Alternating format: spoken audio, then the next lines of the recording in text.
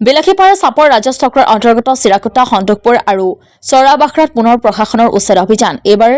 পট্টাভুক্ত বাসিন্দাৰ বাসগৃহত চলিল প্ৰশাসনৰ বুলডোজাৰ অঞ্চলটোৰ একাংশ বাসিন্দাক কোনো ধৰণৰ আগজাননী জাৰি নকৰাকৈ আজি প্ৰশাসনে বুলডোজাৰ চলোৱা ঘটনাত ক্ষুব্ধ হৈ পৰিছে পট্টাভুক্ত বাসিন্দাসকল আনহাতে পট্টাভুক্ত বাসিন্দাসকলক পৰ্যাপ্ত ক্ষতিপূৰণ আৰু পুনৰ সংস্থাপন নিদিয়ালৈকে উচ্ছেদ নচলাবলৈ অসম চৰকাৰৰ মুখ্য সচিবৰ কাৰ্যালয়ত যোৱা ২৭ আগষ্টত আবেদন দাখিল কৰিছিল ভুক্তভোগী পৰিয়াল একাংশই ইয়াৰ ভিত্তিত মুখ্য সচিবে যোৱা ১৫ ডিচেম্বৰত আবেদনৰ শুনানি গ্ৰহণ কৰিছিল আৰু আবেদনৰ উজৰ আপত্তি নিষ্পত্তি নোহোৱালৈকে উচ্ছেদ নচলাবলৈ আদেশ জাৰি কৰিছিল বুলি জানিবলৈ দিয়ে কিন্তু তেনে আদেশক বৃদ্ধাংগুষ্ঠ প্ৰদৰ্শন কৰি ধুবুৰী জিলা প্ৰশাসনে আজি পট্টাভুক্ত বাসিন্দাসকলৰ বাসগৃহত উচ্ছেদ অভিযান চলাইছে বুলি অভিযোগ তুলিছে ভুক্তভোগী একাংশই সেয়ে বিষয়টোৰ ওপৰত গুৰুত্ব আৰোপ কৰি মুখ্যমন্ত্ৰীক বিবেচনা কৰিবলৈ কাটৰ আহ্বান জনাইছে ৰাইজে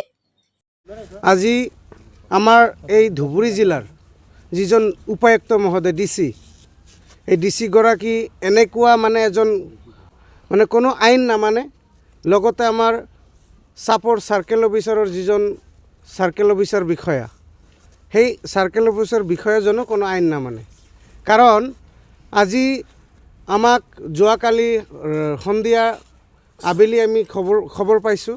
যে আমাৰ ঘৰবাৰীবিলাক উচ্ছেদ কৰিব লাগে মানে সিহঁতে এটা নোটিছ দিছে মানুহক কিন্তু আমাৰ নোটিছটো এতিয়ালৈকে আমি পোৱা নাই কিন্তু মই মানুহৰ মুখত শুনিছোঁ যে আজি ৬ তাৰিখ আজিৰ ভিতৰতে আমি যদি মানে ৰাতিপুৱা ৭ বজাৰ আগত যদি আমি খালী নকৰোঁ তেনেহ'লে আমাৰ ঘৰবাৰী একেবাৰে ভাঙি চুৰমাৰ কৰি দিব কাৰণ মই অসম চৰকাৰৰ যিজন আমাৰ মুখ্যমন্ত্ৰী মহোদয়ক এই কথাই অৱগত কৰিব খুজিছোঁ যে ছাৰ আমি আপোনাৰ অফিচতেই চিফ ছেক্ৰেটাৰী অফিচতেই যোৱা ২৭/৮/২০২৫ তাৰিখে আমি আপিল কৰিছোঁ কাৰণ আমি এই কাৰণে আপিল কৰিছোঁ যে চৰকাৰে যদি আমাৰ মাটি ল'ব খোজে এটা ডাঙৰ এটা প্ৰজেক্ট হ'ব আমি দিবলৈ আমি ইচ্ছুক কিন্তু মাটি ল'বলৈ হ'লে আইনী প্ৰক্ৰিয়াটো ফ'ল' কৰি ল'ব লাগিব কিন্তু এইখন চৰকাৰৰ যিজন ডিসি লগতে সাৰ্কেল অফিচাৰৰ বিষয়া এইবিলাক কোনো ধৰণৰ আইনী প্ৰক্ৰিয়া ফ'ল' নকৰে আমি এটাই কথা কৈছোঁ যে আপোনালোকে যদি আমাৰ মাটি ল'ব লাগে তেনেহ'লে আইনী প্ৰক্ৰিয়া ফ'ল' কৰি ল'ব লাগিব কিন্তু সিহঁতে কোনো ধৰণৰ আইনী প্ৰক্ৰিয়া ফ'ল' কৰা নাই লগতে আমাক ভয় ভাবুকি প্ৰতিদিনে দিনে দি আছে আৰু কৈছে যে আজি ৰাতিৰ ভিতৰত মই যোৱাকালি শুনিছোঁ আবেলি যে নোটিছ মানুহে দিছে কিন্তু আমাৰ নোটিছটো এতিয়ালৈকে মই পোৱা নাই কিন্তু সিহঁতে আমাক ভাবুকি দিছে এই ৰাতিৰ ভিতৰত যদি খালী নকৰা তেনেহ'লে তোমালোকৰ ঘৰ দুৱাৰ ভাঙি চুৰমাৰ কৰি দিয়া হ'ব মই এইটোই কৈছোঁ মই আমাৰ CM ছাৰক যে ছাৰ আপুনি এনেকুৱা কি প্ৰশাসন মানে চলাই আছে নেকি মানে আইন কানুন নামানে কাৰণ আইনৰ ৰক্ষক হৈ যদি সিহঁতে আইন ভংগ কৰে তেনেহ'লে আমি সাধাৰণ ৰাইজ আমি কাৰ ওচৰত যাম আমি কাৰ ওচৰত গৈ আমি দ্বাৰস্থ হ'ম আইনে যদি আইনৰ ৰক্ষক হৈ যদি আইন নামানে ডিসি মহোদয় লগতে আমাৰ সাৰ্কেল অফিচাৰ ছাৰ আমাৰ CDC মেমৰ তাতেও আমি দিছোঁ সেইদিনা যোৱা ২৬/১২/২০২৫ তাৰিখতো আমি এটা মানে মেমৰেণ্ডাম দিছোঁ যে আমাৰ